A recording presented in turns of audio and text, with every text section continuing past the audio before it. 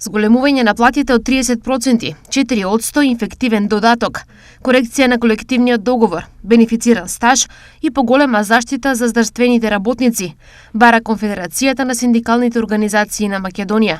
Ако до среда нема одговор на нашите барања, ако не бидеме повикани на разговор околу решавање на проблемите, наредниот петок протестот ќе биде пред Министерството за здравство.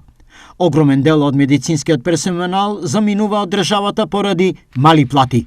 Изјави денес на прес Гоце Тодев Делчев, главен генерален координатор на сите независни синдикати во Конфедерацијата во КСОМ. Во меѓувреме, според Лазар Костовски, претседател на независниот синдикат на гериатрија, во изминатиот период вршен е притисок врз нивни членови во одделни здравствени установи.